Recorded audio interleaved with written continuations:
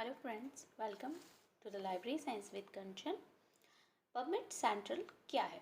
हमारा जो क्वेश्चन है 77, व्हाट इज़ पबमेड सेंट्रल। तो पबमेड सेंट्रल जो है यूनाइटेड स्टेट की नेशनल लाइब्रेरी ऑफ मेडिसिन द्वारा प्रिपेयर किया जाता है और इसका ये जो है बायोमेडिकल और लाइफ साइंस की जो जर्नल्स हैं उनके लिटरेचर का फ्री फुल टेक्स्ट आर्काइव है। तो हमारा ऑप्शन डी सही हो जाएगा। अगला क्वेश्चन 78, निम्नलिखित में से कौन सा OCLC का उत्पाद और सेवा नहीं है? OCLC बहुत ट्रेंडिंग टॉपिक है, एक आध क्वेश्चन आपका आता ही आता है। OCLC का फुल फॉर्म क्या है? पहले इसका नाम क्या था? 1967 में इसकी स्थापना हुई थी। तब इसका नाम ओहियो कॉलेज लाइब्रेरी सेंटर हुआ करता था। बाद में इसका नाम बदलकर ऑनलाइन कंप्यूटर लाइब्रेरी सेंटर कर दिया गया और वर्तमान में DDC का मेंटेनेंस भी OCLC के द्वारा ही किया जाता है।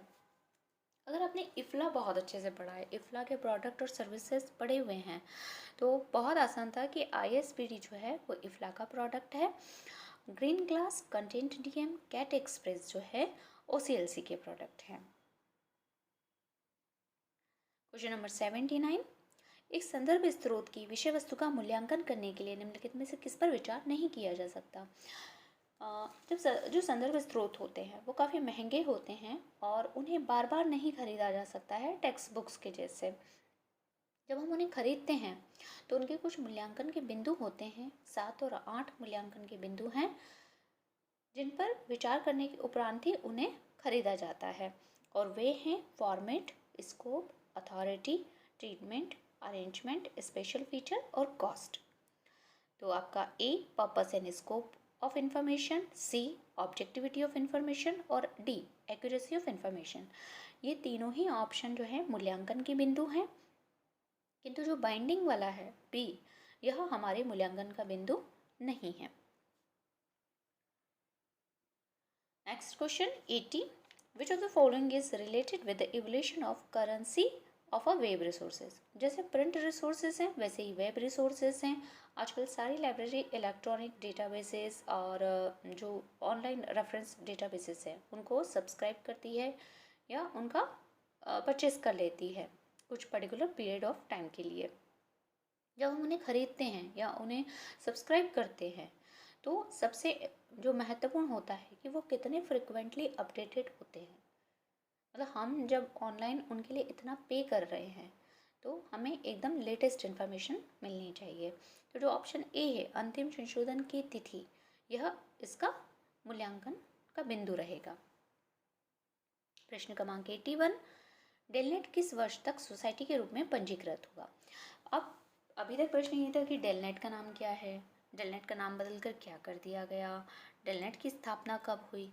लेकिन अब प्रश्न बहुत अलग तरीके से पूछा है कि डेलनेट को सोसाइटी के रूप में रजिस्टर कब किया गया।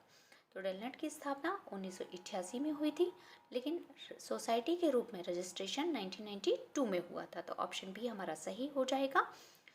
डेलनेट का पहले नाम दिल्ली लाइब्रेरी नेटवर्क था, बाद में परिवर्तित करके डेवलपिंग लाइब्रेरी नेटवर्क कर दिया गया और डेलनेट की जो स्थापना है वो निसाद के सहयोग से हुई थी। एक प्रश्न और है कि डेलनेट हर साल एक कॉन्फ्रेंस करवाता है जिसका नाम नेकलिन है। तो वर्तमान में नेकलिन कहाँ होने वाली है या विगत वर्ष की कहाँ हुई है? तो जो विगत वर्ष की 2023 की हुई है वो गोवा में हुई है।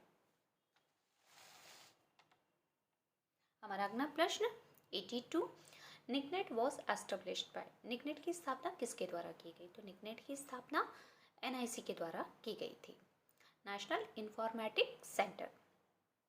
NIC की स्थापना कब किस वर्ष हुई थी?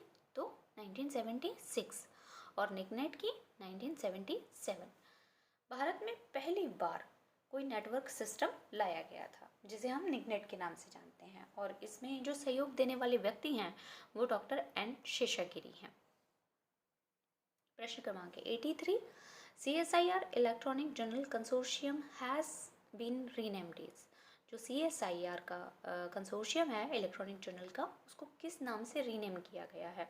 तो उसे रीनेम करके उसका नाम रखा गया है नेशनल नॉलेज रिसोर्स कंसोर्शियम, जिसे शॉर्ट फॉर्म में कई बार NKRC, जो मैच वाले 4 वाले प्रश्न आते हैं उसमें दे दिया जाता है।